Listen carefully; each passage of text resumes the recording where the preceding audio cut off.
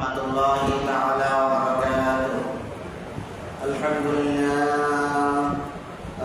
لله نحمده ونستعينه ونستغفره ونعوذ بالله من شرور أنفسنا ومن سيئات أعمالنا من يهده الله فلا مضل له ومن يضلل فلا تجد له وليا مرشدا. ونشهد أن لا إله إلا الله وأن سيدنا ومولانا محمدا عبده ورسوله الذي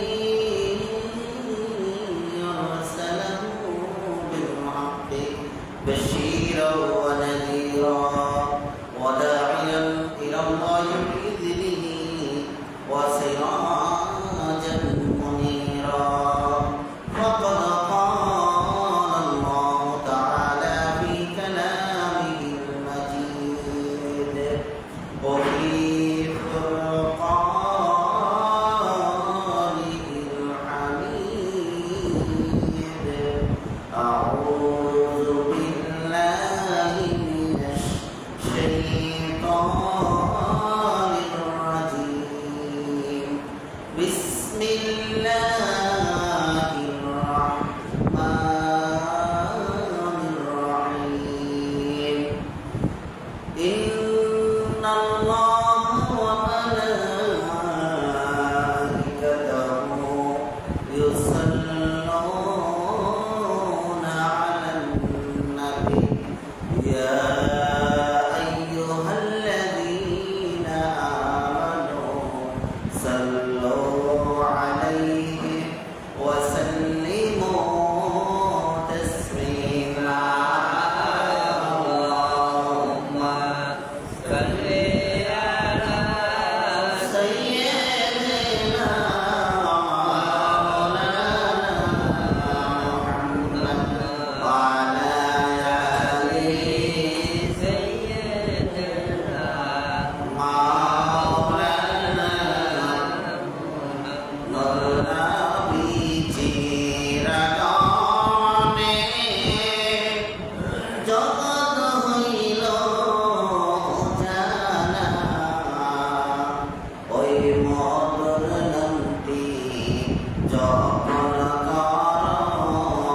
আহে আশিক নিরালা। আল্লাহুম্মা সাল্লি আলা سيدنا مولانا محمد وعلى آل سيدنا مولانا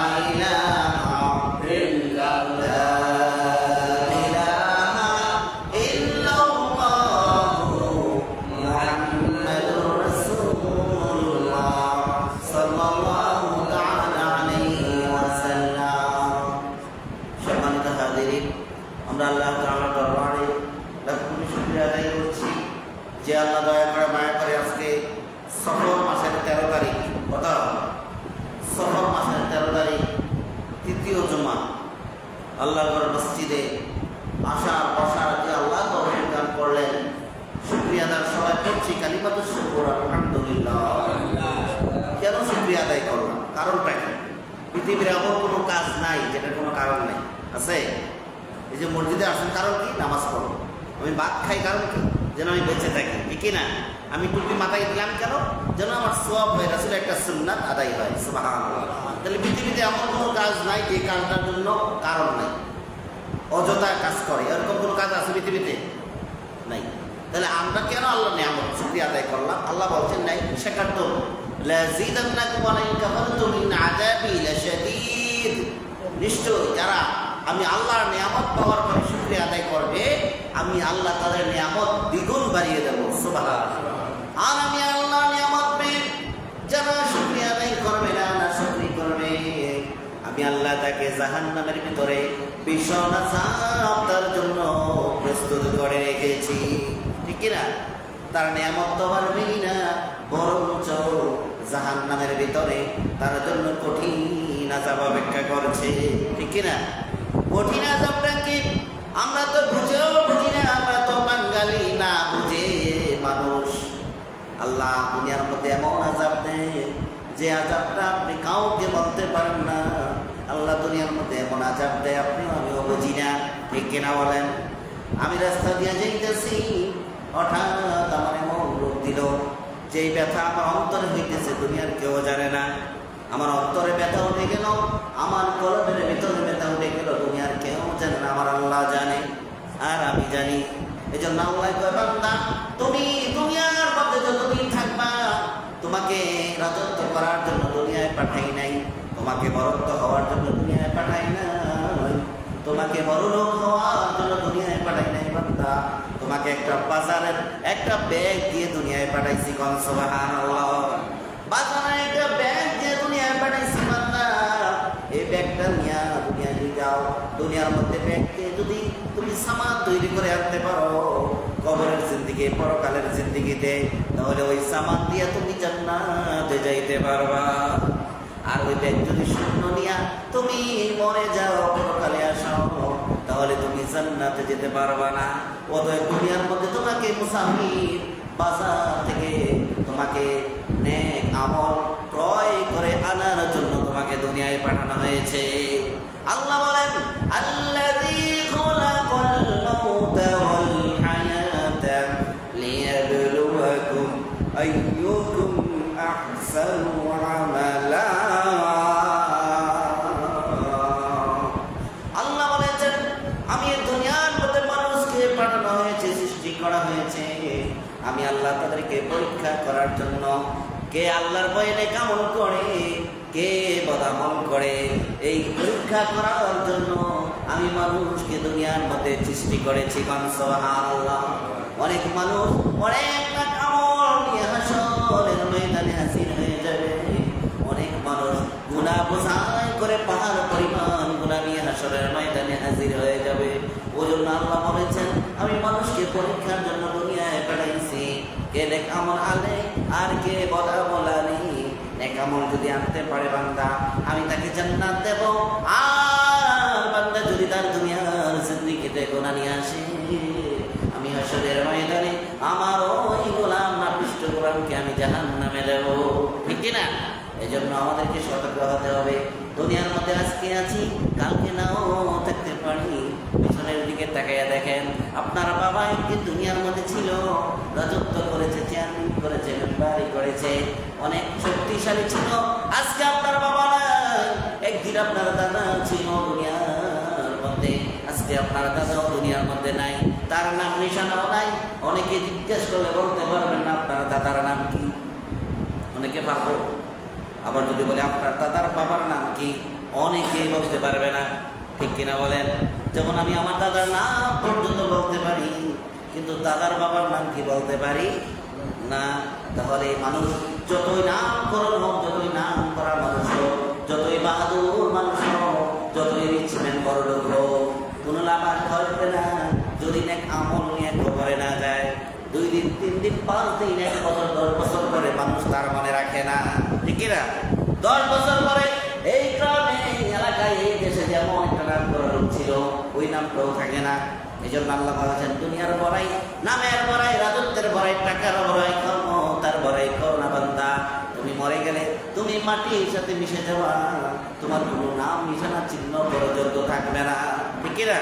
কিচ্ছু থাকবে না। এই জন্য আল্লাহ বলেছেন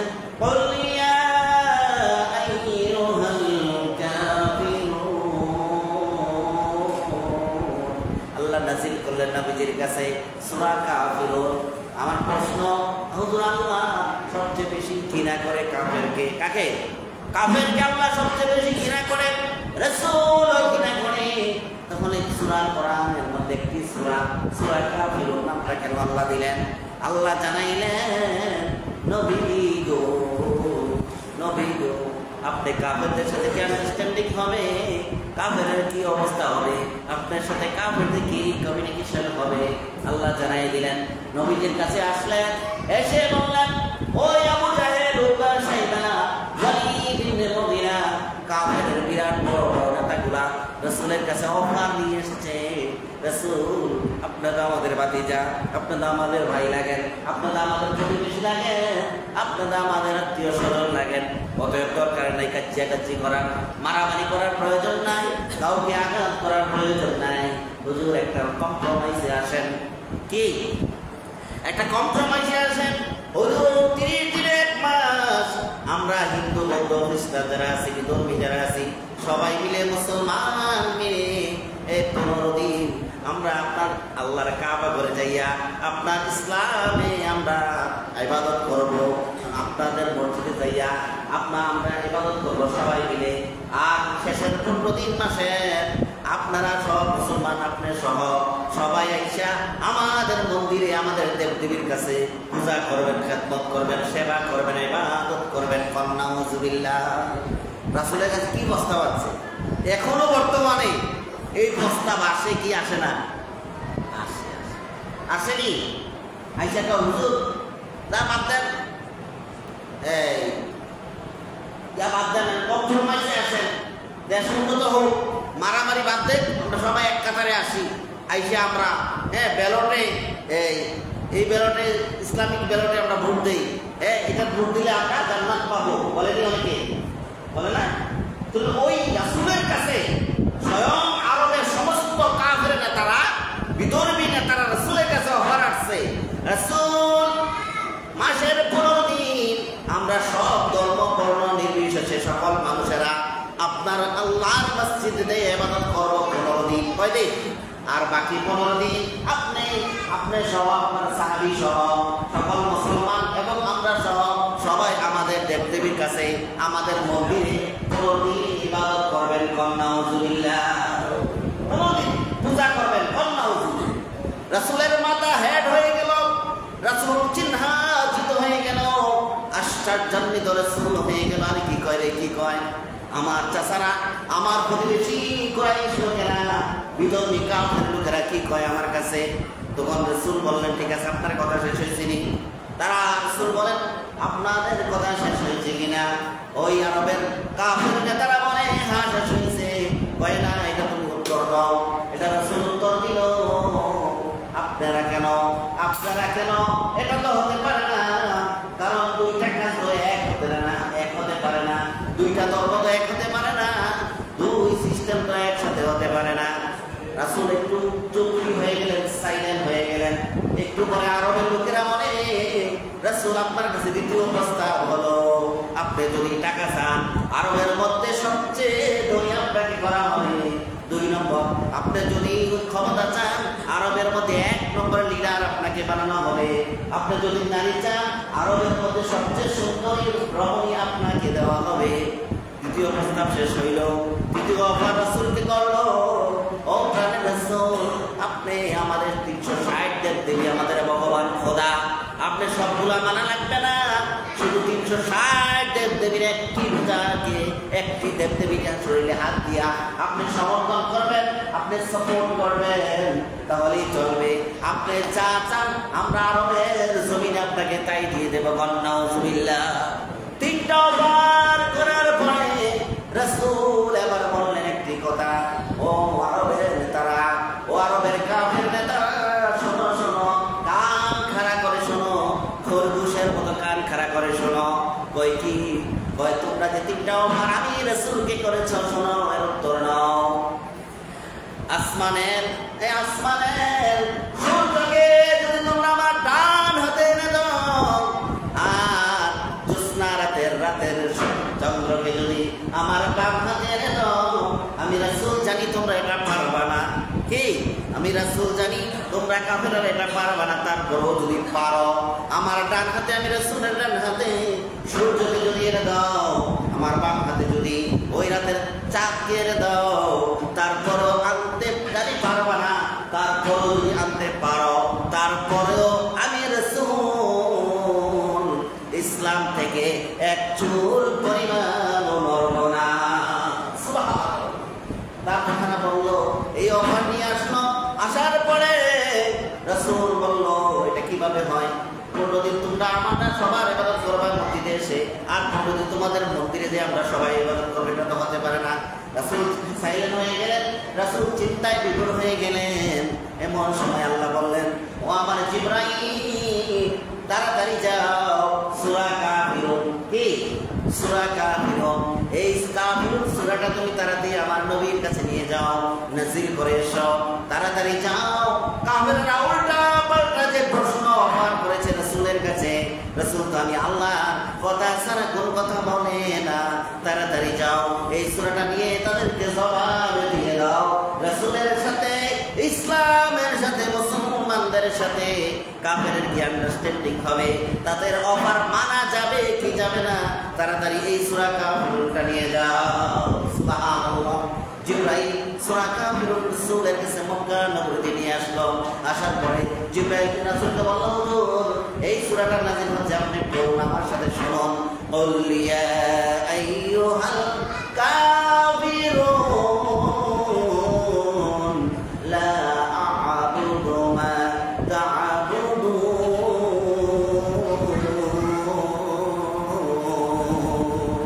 আল্লাহু আকবার। কোন প্রশ্ন হচ্ছে, মুফাসসিরগণ বলছেন আল্লাহর কাছে সবচেয়ে খারাপ শব্দ হলো কাফের শব্দ। কাফের হলো অস্বীকারী, কাফের হলো জান্নাত থেকে একবারে বরখাস্ত, আজীবন জাহান্নামী, তার নাম হলো কাফের। বর্তমানে সোশ্যাল মিডিয়াতে লেখতেও দেখবেন রোবট যেন না ধরতে পারে। কাফের লেখার সময় কয়েকার কা দিয়ে আবার এখানে স্টেশন দেয়, একটা স্টেক মারে, তারপর আরেকটা মারে, মানে কাফের শব্দটা এত শরীরে জানা ধরার মতো শব্দ। এই শব্দটা যে ব্যক্তি কাফের, যে ব্যক্তি বিধর্মী, সেও সহ্য করতে পারে না। ঠিক কিনা? এক ব্যক্তি মনে করেন কাফের, সত্যিকার কাফের, তারও যদি কাফের কম, তার শরীরে জ্বালা দিলা করতে পারে না। ঠিক কিনা? ওই দিন থেকে, ওই যে সূরা কাফিরুন নাযিল হয়েছে, ওই দিন থেকে এই কাফের শব্দটা, কাফের ওয়ার্ডটা এত মারাত্মক শব্দ, যাকে বললো শরীরে জ্বালা দেবে, শরীরের জন্য অবস্থা খারাপ হয়ে যাবে। আল্লাহ বলছেন, ও রাসূল এই সূরাটার নাম কাফিরুন দিলাম।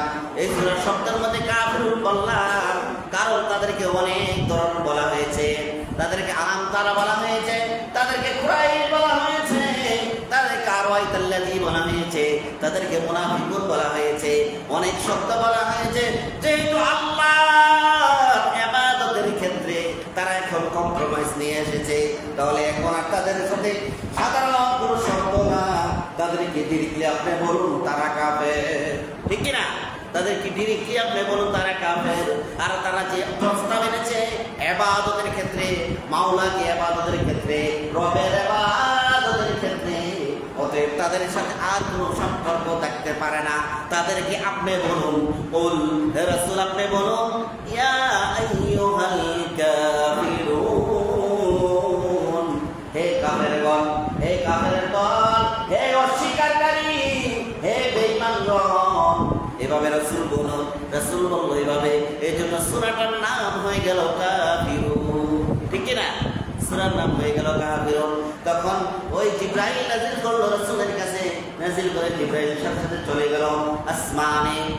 এখান দিয়া রাসূল বললেন, ও কাফিরের দলেরা শুনো, শত শত মানুষ হয়ে গেছে। কাফিরের প্রধান নেতারা আবু জাহেল, উতবা, শাইবা, ওয়ালিদ ইবনে মুগীরা, প্রধান যে কাফেরদের লিডার যারা, এই তিনটা অফার করেছে রাসূলকে।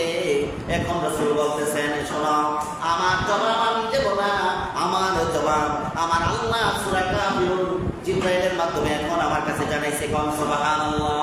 আল্লাহ বলছেন, কুল ইয়া আইয়ুহাল কাফিরুন,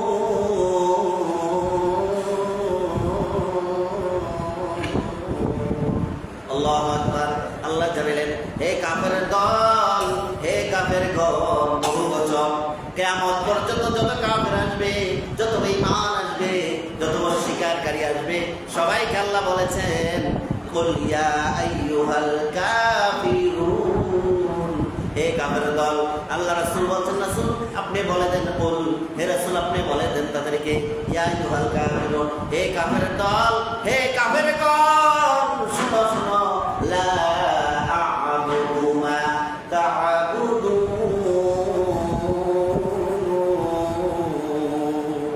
আল্লাহু আকবার। তোমরা যা বলেছো আমাকে, কোনদিন আমরা সবাই হিন্দু, বৌদ্ধ, খ্রিস্টান, ধর্ম আছে, কাফের, মুশরিক, সবাই মসজিদে ইবাদত করবা, বাকি কোনদিন আমরা মুসলমান, হিন্দু, বৌদ্ধ, খ্রিস্টান, মুসলিম সবাই আপনার মন্দিরে ইবাদত করব। যে অফার এনেছ, এই অফারের ব্যাপারে আল্লাহ সূরা কাফিরুনের 2 নম্বর আয়াতে আল্লাহ জানাইলেন, লা আ'বুদু মা তা'বুদুন,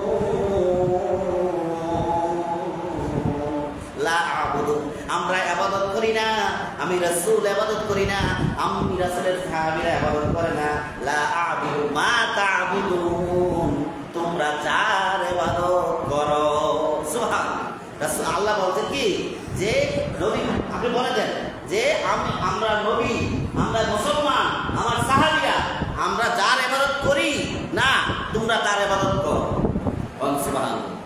অর্থাৎ এই আমরা দেবদেবী 360 দেবদেবী পূজা ইবাদত খেদমত করি না, কিন্তু তোমরা করো। মানে দুইটা ডিফারেন্স, দুইটা সিস্টেম, দুইটা লাইন, দুইটা ধর্ম, দুইটা রাস্তা, ঠিক কি না?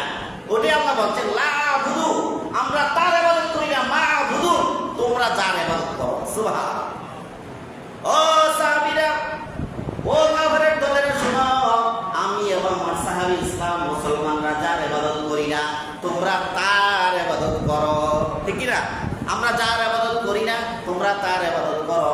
পরের আয়াতে 3 নম্বর আয়াতে আল্লাহ বলছেন, 2 নম্বর আর 5 নম্বর আয়াত সেম আয়াত, সূরা কাফিরুনের 2 নম্বর আর 5 নম্বর আয়াত সেম আয়াতে 2বার বলছে, সেম আয়াতে 2বার বলছে। অনেক সময় আমরা বলি না, ছেলেরে ব্যাগ দিয়া দিয়ে পাঠানোর পরে বলছে যে বাজার থেকে 2 কেজি ফাঙ্গাস মাছ লইছে, তো অনেক সময় আমরা কথাটা 2বার 3বার কই না, আপনার বোঝার জন্য, ভালোভাবে বোঝার জন্য, যে মাছ কিন্তু 2 কেজি আনিস, এটাকে যদি 2 কেজি আনিস, বেশি আনিচ্ছা কই না অনেক সময়। আল্লাহ একই শব্দ পৃথিবীবাসী ভালো করে কনসেপ্ট করার জন্য এক শব্দ, একই কথা, সেম কথা 2বার বলছে। সুবহানাল্লাহ। 2 নম্বর আয়াত, 5 নম্বর আয়াত সেম, সূরা কাফিরুন। তারপর আল্লাহ বলছেন, ওয়ালা আনতুম আবিদুনা মা আ'বুদু, ওয়ালা এবং লা, না, আ'বুদু, আমরা যার ইবাদত করি না, তোমরা তার ইবাদত করো, তোমরা যার ইবাদত করো, আমরা তার ইবাদত করি না। সুবহানাল্লাহ। কিভাবে আল্লাহ স্টেপ বাই বুঝাইতেছে যে তোমরা যার 360 দেবদেবীর পূজা করো, ইবাদত করো, আমরা মুসলমানরা তার ইবাদত করি না, ঠিক কি না? আবার আমরা যার আল্লাহর ইবাদত করি, তোমরা কাফেররা তার ইবাদত করো না। তাহলে 2 সিস্টেম আল্লাহ এটাই বুঝাইতেছে, 2 রাস্তা, 2 রিজন, 2 নিয়ম, 2 ধর্ম, 2 ধরনের কাজ, 2 রকমের কাজ। সুবহানাল্লাহ। তারপর আল্লাহ বলছেন, ওয়ালা আনা আবিদুন মা আবাদতুম, ওয়ালা আনা, এবং রাসূল নিজে বলছেন, এটা রাসূল নিজে, আনা মানে আমি, আনা মানে কি? আমি। রাসূল নিজে বলছেন, ওয়ালা আনা আবিদুন মা আবাদতুম, এবং আমি নিজে, আমি রাসূল নিজে যার ইবাদত করি তোমরা তার ইবাদত করো না। সুবহানাল্লাহ। ওয়ালা আনা আবিদুম মা আবাদতুম, আমি যার ইবাদত করি না তোমরা তার ইবাদত করো, তোমরা যার ইবাদত করো আমি রাসূল তার ইবাদত করি না। সুবহানাল্লাহ। এবার 5 নম্বর আয়াত, 2 নম্বর আয়াত সেম, ওয়ালা আনতুম আবিদুনা মা আ'বুদ, তোমরা যার ইবাদত করো আমি তার ইবাদত করি না, আমরা যার ইবাদত করি তোমরা তার ইবাদত করো না। কথাটা কিন্তু সেম, ঠিক না? এই কথাটা আল্লাহ 2 এবং 5 নম্বর আয়াতে একই কথা বলছেন। আমরা মুসলমান যার ইবাদত করি না তোমরা তার ইবাদত করো, আমরা যার ইবাদত করি তোমরা তার ইবাদত করো না। অতএব কি? অতএব 2 সিস্টেম, 2 নিয়ম, 2 ক্যাটাগরি, 2 রিজন, 2 রাস্তা, 2 নিয়ম। অতএব এক হতে পারে না। পৃথিবীর মধ্যে আয়াতের ভিতরে 8-10টা আয়াত, কয়টা? কোরআন শরীফের মধ্যে 8-10টা আয়াত আছে।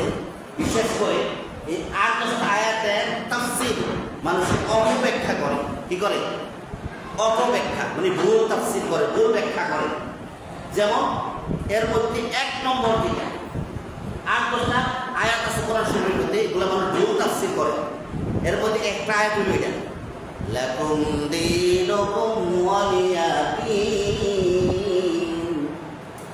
এটা অর্থ কি? ভুল তাফসীরটা কি আগে বলেন যে তোমার ধর্ম তোমার কাছে, আমার ধর্ম আমার কাছে। মানে আমি বললাম তোমার হিন্দু ধর্ম ঠিক আছে, তুমি এটা ঠিক করতে করো, আর আমার মুসলমান ধর্ম ঠিক আছে, এটা আমি ঠিক মতো করি। বলে এটা কি সঠিক তাফসীর হইল? দুটোটাই বানানো করলাম, দুটোটাই ধর্ম মনে করলাম, দুটোটাই কি সঠিক মনে করলাম, এটা হইল? হয়েছে? হইল? অথচ রাসূলুল্লাহ সাল্লাল্লাহু আলাইহি ওয়াসাল্লাম আব্দুল্লাহ ইবনে আব্বাস রাইসুল মুফাসসিরিন সর্বোচ্চ মুফাসসির কিরাম বলছেন লাকুম দীনুকুম ওয়ালিয়া দীন। এই 5টা আয়াতে এত বুঝানোর পরে তুমি যার ইবাদত করো 360 না খোদা, আমি মাত্র ওইটা করি না, আমি মাত্র এক আল্লাহর করি। আবার আমি এক আল্লাহর করি, তোমরা করো 360 বা 365, দেখ তুমি বুঝা করো, ঠিক কি না? তো এখন তোমরা যেটা করো আমি এটা করি না, তোমরা 13 বুঝা করো, আমি করি মাত্র 5 ওয়াক্ত নামাজ দৈনিক, ঠিক কি না? এবারে বছরে একবার রোজা, বছরে 2টা ঈদ, বছরে একবার রমজান, ঠিক কি না? বছরে একবার হজ। তাহলে তোমরা যার ইবাদত করো আমি করি না, আমি যার করি তোমরা করো না। তোমরা মারায় 33 কোটি, বলো তোমাদের খোদা কত? 33 কোটি, আমার মাত্র 1জন। কোনো দিক দিয়ে মিল আসে না, ম্যাচিং হয় না, একসাথে হয় না, রাস্তায় এক না, সিস্টেম এক না, ধর্ম এক না, কোনো কিছু মিলে না। তাহলে এত বোঝানোর পরে যদি তোমরা বুঝো না, তখন শেষ পর্যায়ে আল্লাহ জানাই দিল লাকুম দীনুকুম ওয়ালিয়া দীন। মনে রাখো, এত বোঝানোর পরে রাসূল বলছেন, এত বোঝানোর পরেও যদি তোমরা বুঝবা না, আল্লাহ জানাই দিল ফিনিশিং লাকুম দীনুকুম ওয়ালিয়া দীন।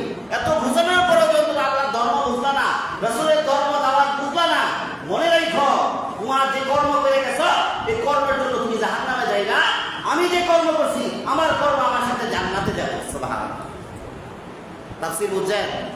এতটা তো সহজে কয়ে লাই, এই তুমি হিন্দুরা দাওয়াত দিতে আসছো কেন? নামাজের দাওয়াত, তোমার ধর্ম তোমার লগে যাবে, আমার ধর্ম আমার লগে। আল্লাহ কয়ে দিচ্ছে না এখন দীনুকুম ওয়ালিয়া দীন।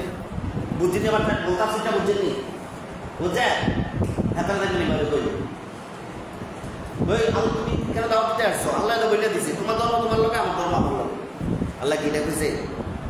আল্লাহ এটা বলছে যে এত বোঝানোর পরে রাসূল 63 বছর জিন্দেগি, রাসূলের ওয়ারিসরা কোটি কোটি কিয়ামত পর্যন্ত এভাবে বুঝাইতে থাকবে। আলেম ওলামা, হ্যাঁ, ওলি আল্লাহগণ, সাহাবীগণ, তাবিঈগণ, তাবিঈগণ, ওলিগণ, বুজুর্গগণ, কিয়ামত পর্যন্ত তোমরা বুঝাবে। বুঝানোর পরেও যদি তুমি ইসলাম না আনতে পারো, মনে রাখো তুমি যে কর্ম করে গেছো দুনিয়ার ভিতরে, এই কর্মই তোমার সাথে যাবে আর আমার কর্ম আমার সাথে যাবে। সুবহানাল্লাহ। তাফসীর হলো এটা, বুঝছেন? মানে আমি তো বাংলা অনুবাদ ইয়া কোরআন শরীফ বাইর করে ফেলে নেবেন, লেখা আছে তোমার ধর্ম তোমার সাথে, আমার ধর্ম আমার সাথে। এটা ব্যাখ্যা তাফসীর তো আপনি বুঝলেন না। এত সহজভাবে যদি আপনি অনুবাদটা করেন, বিস্তারিত না বুঝেন, তাহলে আপনি মনে করেন তাহলে আল্লাহ হেডেরও ধর্ম মানলো, হেডেরও মানলো, এরকম বোঝায় না? এই অপব্যাখ্যার মধ্যে কোরআন শরীফে 8-10টা আয়াত আছে। এর মধ্যে এই লাকুম দীনুকুম ওয়ালিয়া দীন, এই আয়াতের অপব্যাখ্যার মধ্যে মাত্র 2 নম্বর 1 নম্বরে আছে। এত বেশি অপব্যাখ্যা হয় এই আয়াতটা লইয়া, নাউজুবিল্লাহ।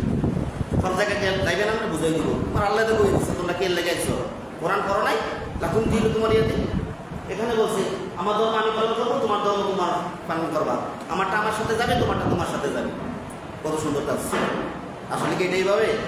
এটা হলো ওইভাবে সর্বশেষ তোমার বুঝানোর পরে, হায়াতের পরে, সব কিছু করার পরে যেমন রাসূল তার আপন চাচা আবু তালেবকে বলেছে, সারা জীবন কইছে, বর্ণনা সেবন কইছে, যখন গড়গড়া হয়ে যাবে, রুটা বেরিয়ে যাবে, তখন রাসূল বলছে আয় চাচা, পৃথিবীর মধ্যে আমার মা বাবার এক পাইলে কম বয়সে চলে গেছে, বাবা তো আগেই চলে গেছে আমার জন্মের আগে, হ্যাঁ মা আমার ছোট্ট হয়ে মারা গেছে, চাচাও চলে গেল, দাদাও চলে গেল। ও চাচা, আপনি এই চাচা আছে আবু তালেব, আপনার কাছে আমার একটা রিকোয়েস্ট, একটা অনুরোধ, আমি রাসূলের, আপনি একবার শুধু আমার কানে কানে, জোরে বলা লাগবে না, আমার কানে কানে এক কানে বইলা যান লা ইলাহা ইল্লাল্লাহ, হিজরা বলেন মুহাম্মদুর রাসূলুল্লাহ, আমার নাম নেওয়া লাগবে না, আমি হাসরের ময়দানে আল্লাহর কাছে সুপারিশ করে রিকোয়েস্ট করে আপনি আপনাকে জান্নাতে নিয়ে যাব। সুবহানাল্লাহ। কিন্তু চাচা ওই কাফের, ওই আল্লাহ যে বলেছেন লাকুম দীনুকুম ওয়ালিয়া দীন, এত বোঝানোর পরেও, এত দাওয়াত দেওয়ার পরেও, এত জ্ঞান আল্লাহ তোমাকে দেওয়ার পরেও তুমি বুঝলা না। মনে রাখো তুমি যে কর্ম করছো ওই কর্ম তোমার সাথে জাহান্নামে যাবে, আমি যে কর্ম করছি আমার কর্ম আমাকে জান্নাতে নিয়ে যাবে। সুবহানাল্লাহ। ঠিক আছে হাফিজ ভাই, বুঝছেন? ওন আমি সহজে বুঝাইলে পুরোটা ফেলে দেখাইলে আমি তোমরা ঠিকই আছে। আল্লাহ তো কইছে তোমার ধর্ম তুমি ভালো, আমার ধর্ম আমি জানি, তোমারটা তোমার লগে যাইবো, আমারটা আমার লগে যাইবো। আমরা মানতে বাধ্য, কোরআন দেখাই দিব অর্থ, এটা হলো সরল অনুবাদ নাকি? সরল অনুবাদ কি আপনি বুঝবেন, বিস্তারিতভাবে বুঝবেন? তাহলে অনেকেই বুঝে না, এই সরল অনুবাদ দিকে বুঝে লাগে না। এটা আপনি আগে জানতে হবে এই আয়াতটা শানে নজুল কি, এই আয়াতটা কি শানে নজুল কি। এরকম আরেকটা আয়াত আছে কোরআন শরীফে, বল ইন্নামা আনা বাশারুম মিসলুকুম ইউহা ইলাইয়া আন্নামা ইলাহুকুম ইলাহুন ওয়াহিদ।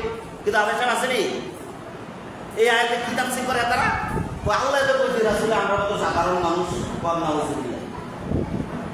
সাহাবীরা যখন দেখলো, ওই কাফেররা, আরবের কাফেররা যখন দেখলো রাসূলের এই চন্দ্র দুই টুকরা হয়ে গেছে, আগুন দিয়ে বলছে দুই টুকরো হয়ে গেছে, এরপরে সূর্য ডুবে গেছে, আবার রাসূল বলছে এই সূর্য আমি আসরের নামাজ পড়ি নাই, আমি আসরের নামাজ পড়বো।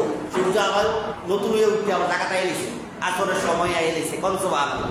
এই কতগুলো কারিশমা মুআজিজা রাসূলের দেখা কাফেররা বলা শুরু করলো, কি মুহাম্মদ কি জাদুকর হয়ে গেল, মুহাম্মদ কি খোদা হয়ে গেল, মুহাম্মদ কি সুপারম্যান হয়ে গেল, নাউজুবিল্লাহ। এমন উদ্ভট তাদের চিন্তা ধারণা হয়ে গেল। তখন আল্লাহ আয়াত নাযিল করছে। কখন? যখন উদ্ভট কাফেরদের চিন্তা ভাবনা যে ইনি কি খোদা হয়ে গেল, ইনি কি জাদুকর হয়ে গেল, ইনি কি সুপার পাওয়ারম্যান হয়ে গেল, তখন আল্লাহ এই আয়াত নাযিল করছে। বল রাসূল আপনি বলে দেন ইন্নামা আনা বাশারুম মিসলুকুম, নিশ্চয়ই আমি তোমাদের মতো দেখতে মানুষ। কিরা তাফসীর বুঝদই আর ওই বাংলা কোরআন অনুবাদ দেখলে এখন তো এটাই করবেন। কিন্তু আবেশা ঠিক আছে নি? তখন যখন তারা রাসূলকে আল্লাহর কাছে কাছে নিয়ে যাইতেছে, তখন আল্লাহ বললেন কুল রাসূল আপনি বলেন ইন্না নিশ্চয় অবশ্যই অফকোর্স আনা আমি বাশারুম মিসলুকুম তোমাদের মতো দেখতে মানুষ, তোমাদের মতো সাধারণ মানুষ। বললে আপনি কাফের। রাসূল আপনার মতো আমার মতো সাধারণ মানুষ? রাসূলের শরীরে জীবনে পোকামাকড় বসত, রাসূলকে মাটি দিয়ে মারিছে, আপনি কে বলছে? এবার রাসূলের আপনার মতো গন্ধ শরীরে, রাসূলের প্রস্তাব পায়খানা করলে আপনার মতো গন্ধ, আপনি তো কইলেন আমার মতো মানুষ রাসূল। ওই আয়াত ওই হিটার মতো অপব্যাখ্যা করে লাইছে। এই যে লাকুম দীনুকুম ওয়ালিয়া দীন, এরকম অনেকগুলো আয়াত আছে কোরআন শরীফে, এরকম অপব্যাখ্যা করে বাংলাদেশ সারা পৃথিবীতে। আল্লাহ কি বলছেন? আনা বাশারুম, হে রাসূল আপনি বলে দেন তারা আপনাদের বেশি উপরে উঠে যেতেছে, ফিতনা বেশি ছড়াই দিতেছে, তাদের ঈমান নষ্ট হয়ে যাবে, তারা দেখা দেখি পৃথিবীবাসী ফিতনা ছড়িয়ে যাবে। এজন্য রাসূল আপনি বলে দেন কুল ইন্নামা আনা বাশারুম, নিশ্চয়ই দেখতে আমি তোমাদের মতো মানুষ, কিন্তু আমার আর তোমার মধ্যে পার্থক্য হলো আমার কাছে আল্লাহর ওহী কোরআন আসে, ওহী আসে, কোরআন নাযিল হয়, আর তোমাদের মাঝে ওহী আসে না। সুবহানাল্লাহ। এটা বুঝানোর জন্য বুঝেছে কমন সেন্স, ঠিক না হাফিজ ভাই? আমরা তো বুঝি না, আল্লাহ তো কইলো তোমরা মতো মানুষ, তো আমরা মতো কইছে বললাম, তুমি যদি কম বুঝো আমরা মতো মানুষ কইছে, আমরা মতো সাধারণ মানুষ কইছে, তুমি তো তাফসীর করো আমরা মতো সাধারণ মানুষ, এই কথা বলে ইমান থাকবে? এই জন্য অনেক বোঝার বিষয় আছে, কোরআনের বিষয়ে অনেক বোঝার বিষয় আছে। আপনি আপনার রাসূলকে আমাদের সাথে জানা যাবে? সমস্ত নবীদের সাথে তো রাসূলকে নেওয়া যাবে না, তাহলে আপনার ঈমান থাকবে না। নবী রাসূলদের কাতারেও রাসূলকে নেওয়া যাবে না। রাসূল সর্বশ্রেষ্ঠ নবী, সর্বশ্রেষ্ঠ রাসূল, সমস্ত রাসূলদের মাথার মুকুট, সমস্ত নবীদের উস্তাদ, সমস্ত রাসূলদের ইমাম, সমস্ত নবীদের রাসূল। সুবহানাল্লাহ। ইমামুল মুরসালিন, সমস্ত পয়গম্বর নবী রাসূল সবার ইমাম, সবার নেতা, সবার রাসূল, সবার নবী। সুবহানাল্লাহ। এই জন্য সমস্ত নবীরা আল্লাহর কাছে হাজার কোটিবার দরখাস্ত দিয়েছে, আল্লাহ আমরা নবী হয়েছি, ঠিক আছে সমস্যা নাই, আমরা সবাই ওই শ্রেষ্ঠ নবীর সবচেয়ে দামি নবী, আল্লাহর পরে যার স্থান, ওই নবীর উম্মত হতে চাই। সুবহানাল্লাহ। এই আমি কি বুঝলেন? সমস্ত নবী রাসূলরা বুঝলো না, আমরা একবারে বেশি চালাইলেন, আমরা কাতারে লই এই রাসূল মানুষের মতো। এটা আল্লাহ বোঝানোর জন্য বলছে, ঠিক না?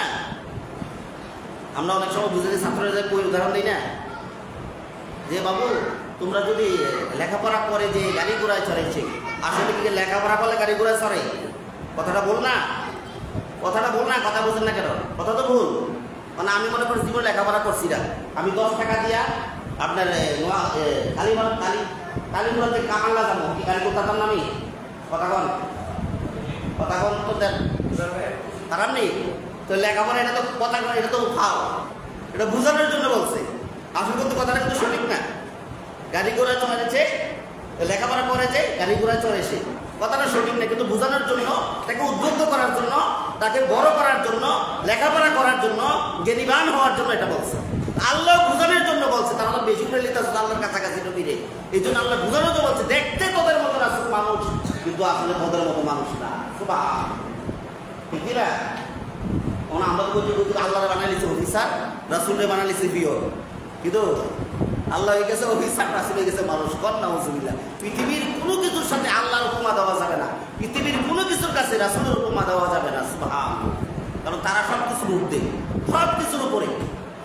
এই জন্য আমরা বলি না যে রাসূল আল্লাহ, বলি রাসূল আল্লাহ আমরা বলি না। আল্লাহর কাছে রাসূল জীবনও যাইতে পারবে না, কারণ তিনি হলো স্রষ্টা, আল্লাহ রাসূল হলো সৃষ্টি। সুবহানাল্লাহ, ঠিক কি না? কিন্তু আল্লাহ তাকে সব দিছে, আল্লাহ ওনাকে সব দিছে। এই জন্য আপনি পিওনের লোক করবেন, অফিসারের কাছে দরখাস্ত না দিয়া পিওনের কাছে দরখাস্ত দিলে কি দরখাস্ত মঞ্জুর হবে? চাকরি হবে? বুঝল? পেশোবেরা গাল কাটলে হালাই দিছে। তো আব্বাস হিসাব ফতুয়া দিছে, যে দেশে করোনার আইন না থাকবে সে দেশের মুসলমান এটা নিতেই পারে, করতেই পারে। কথা তো ঠিক, কারণ আমাদের দেশের আইনের থেকে আপনার ইমান বড় না, ইসলাম বড় না, কোরআনের আইন বড় না। ঠিক আছে, দেশের আইন মানতে হবে, এটা আপনার বাধ্যতামূলক। এটার আগে তো ইমান। আপনি যদি মুসলমান দাবি করেন, জান্নাতে যেতে দাবি করেন, আল্লাহ রাসূলের দিদার চান, তাহলে সর্বপ্রথম আপনার ইমান, ইসলামের আইন। যে আল্লাহ রাসূলের বিরুদ্ধে কথা বলবেন, আপনি চুপটি থাকবেন, সাইলেন্ট থাকবেন, এখানে আপনি তাবলীগের সিল্লা দিয়ে লাগবেন, রোজা থাকবেন আগের দিনের মতো রোজা। আগের দিন রোজা রাখলে মানুষ কথা বলতে পারতো না, ঠিক না? অন্য নবীদের সময় রোজার সময় মানুষ কথা বলতে পারো না, এখনের সময় না, রাসূলের উসিলা, রাসূলের পাওয়ারে আমরা কথা কই জানি রোজা রাখতে। তো আপনি কোন রাসূল আন্ডার মতো মানুষ, তা আপনার কীতে বুঝাইবেন? আমি সবসময় একটা কথা বলি, রাসূলকে মানতে হবে সাহাবীদের মতো করে। কার মতো? সাহাবীদের মতো। সাহাবীরা কি করছে, কেমনে মানছে রাসূলকে? জীবন যৌবন, ছেলে মেয়ে, বউ বাচ্চা, দান মাল সব দিয়ে দিচ্ছে রাসূলের কাছে। ভাতও খাইতো না, বউর কাছেও খাইতো না রাসূলের হুকুম ছাড়া। রাসূলের কদমে ফিরে থাকতো, চব্বিশ ঘন্টা। আমরা কি মানে, আমরা কি রাসূলের সমানে রয়েছি? কিন্তু এই জন্য আল্লাহ রাসূল বলছেন ৭৩ নম্বর ওই দল, জান্নাতি ওই দল যারা মানা আলাইহি ওয়া আসহাবিহি, রাসূল এবং সাহাবীদের মতো করে যারা চলে, রাসূল এবং সাহাবীদের যারা ফলো করে চলে, তারাই জান্নাতি দল। সুবহানাল্লাহ। আপনি নিজের মতো করে রাসূলকে মানবেন, নিজের মতো করে ইসলাম মানবেন, রাসূলের সুন্নাত মানবেন, হবে না। সাহাবীদের মধ্যে মানতে হবে। সাহাবীরা কিভাবে ভালোবাসা, কিভাবে গুরুত্ব, কিভাবে জীবনের সব কিছু দিয়া রাসূলের কদমে গোলামের মতো ফিরে আসলো। মানে আপনি কইলে গোলাম কইলে কোন হয়, শিরক করছে, হুজুরে কুফরি করছে, হুজুরে গোলাম করছে রাসূলের, বুঝুনি হয়নি? ডাইরেক্ট আনাস ইবনে মালিক ওনার 10 বছর গোলামি করে। হাদিস এমন কোনো দেখাইতে পারবেন না যে হাদিসে গোলাম বলে নেই আনাস ইবনে মালিক। মন কইলে বলে সে সময় তো গোলামের সিস্টেম ছিল, এখন তো গোলামের সিস্টেম নাই। আপনার বুদ্ধ তো শেষ নাই, বুঝতে হবে। মেন হলে আপনার ইমান বুঝতে হবে। কি না? হুজুর রাশিদরা এটা আপনি মানতে হবে সাহাবীদের মতো করে, তাহলে আপনি সাকসেস দুনিয়ায়, সাকসেস আখিরাতে। সুবহানাল্লাহ। আল্লাহ তাআলা এই সূরা কাফির থেকে এই দুটা মেসেজ, এক হলো ইবাদতের ক্ষেত্রে আল্লাহ আর কোনো ক্ষেত্রেই কাফের শব্দটা কোরআন শরীফ বলে নাই, শুধু ইবাদতের ক্ষেত্রে যখন তারা কম্প্রোমাইজ আনছে যে তোমরা 15 দিন তোমরা সবাই আপনার ধর্মবর্ণ সবাই মিলে 15 দিন মসজিদে ইবাদত করা তোমার আল্লাহ, আর 15 দিন আমরা 360 দেবীর পূজা করা তোমরা মুসলমান হিন্দু বৌদ্ধ শব্দ সব মিলে, তখন আল্লাহ কয় না, এখন তারা সর্বোচ্চ খারাপের মধ্যে চলে গেছে, এখন আর তাদেরকে সাধারণ কোনো শব্দ, এখন তারা কাফের, এখন তারা কি কাফের, তাদের ব্যাপারে কম্প্রোমাইজ নাই। ওদের আল্লাহ বুঝাতে চাইছেন ইবাদতের ক্ষেত্রে কোনো কম্প্রোমাইজ চলবে। আপনি মনে করেন রাসূলের সুন্নত মানা সওয়াব, ফরজ মানা ফরজে আইন, গুরুত্ব আল্লাহর হুকুম, এখানে আপনি যদি করেন না বর্তমান অবস্থা হুজুর দেশের অবস্থা ভালো না, এই ওয়াজটা কইরেন না, এটা জিহাদ, এটা কইরেন না, তাহলে তো আপনি কোরআনের আইন মানলেন না, আল্লাহর আইনটা মানলেন না। 500-র উপরের আয়াত আছে সূরা জিহাদের উপরে, কোরআন শরীফের 660 আয়াতের ভিতরে 500-র উপরে আয়াত আছে কি জিহাদ সম্বন্ধে। মনে করুন হুজুর দেশের অবস্থা ভালো, অবস্থা ভালো না, আপনি জিহাদের ওয়াজ করেন না, তাহলে আমরা তো দুনিয়া মানুষকে ভয় পেলেন, আল্লাহরে ভয় পেলেন না, আপনার ইমান তো সঠিক নাই, ঠিক কিনা? এই জন্য সব অবস্থায় আল্লাহর প্রতি বিশ্বাস, রাসূলের মহাব্বত, রাসূলের দরুদ, রাসূলের অনুসরণ অনুকরণ আপনার ভিতরে থাকতে হবে, নাইলে আপনি নাই। আপনি দেখতে মুসলমান মনে হইল, আপনি আসলে মুসলমান, আপনি আসলে কাফের মুনাফিক হয়ে গেছেন, ঠিক কিনা? এই জন্য আপনি সব অবস্থায় সাহাবীদের মতো রাসূলকে ফলো করতে হবে, সাহাবীদের মতো ইসলাম মানতে হবে, সাহাবীদের মতো করে নামাজ পড়তে হবে। নবীর মতো তো জীবনে পারতাম না, ভাড়া নবীর মতো জীবনে ভরা যাইতো না। এই জন্য আমাদেরকে সাহাবীদের মতো করে চেষ্টা করা লাগবে, সাহাবীদের পায়ের কাছেও যাইতাম না আমরা। আব্দুল কাদের জিলানী রহমতুল্লাহ আলাইহি, আরেকটা হচ্ছে আবু হানিফা রহমতুল্লাহ আলাইহি প্রশ্ন করা হয়েছে যে হুজুর আপনার মর্যাদা বেশি না সাহাবীদের মর্যাদা বেশি? আবু হানিফা রহমতুল্লাহ আলাইহি বলছিলেন যে এই যে যুদ্ধের ময়দানে উটগুলা নিয়ে যায় না, ওই উটগুলা যাওয়ার সময়, উড়ে যাওয়ার সময়, দৌড়ে যাওয়ার সময় যে বালি গুড়ি উড়ে, ওই বালি গুড়ি উড়া, ওই বালির সমান মর্যাদাও আমি আবু হানিফার হয় নাই। সাহাবীদের মর্যাদা কত! জন্য রাসূল বলেছেন এক একটা সাহাবী এক একটা তারকারাজির মতো, একটা সাহাবী তোমরা ফলো করবে মানবা, তোমরা জান্নাতে ওই সাহাবীর সাথে চলে যাইবা। আল্লাহ তাআলা আমাদের সবাইকে বুঝার তৌফিক দেন যে ইবাদতের ক্ষেত্রে কোনো কম্প্রোমাইজ নাই, এক। আর 2 নম্বর, ইসলামের বিরুদ্ধে কোনো কিছু বললে এর ব্যাপারে কোনো কম্প্রোমাইজ নাই। এটা কোরআনের বিরুদ্ধে, হাদিসের বিরুদ্ধে, আল্লাহর বিরুদ্ধে, রাসূলের বিরুদ্ধে, এই কথাগুলো বললে কোনো কম্প্রোমাইজ নাই। যার ন্যূনতম পরিমাণ 1% পরিমাণ ঈমান আছে, সেও এটাকে করতে হবে, প্রতিবাদ করতে হবে তার অবস্থান থেকে। আল্লাহ তাআলা আমাদের সবাইকে বুঝার তৌফিক দান করুন। সবাই আল্লাহুম্মা আমিন। ওয়া আখিরু দাওয়ানা আনিল হামদুলিল্লাহি রাব্বিল আলামিন। যারা সুন্নাত পড়েন নাই 4 রাকাত সুন্নাত পড়েন।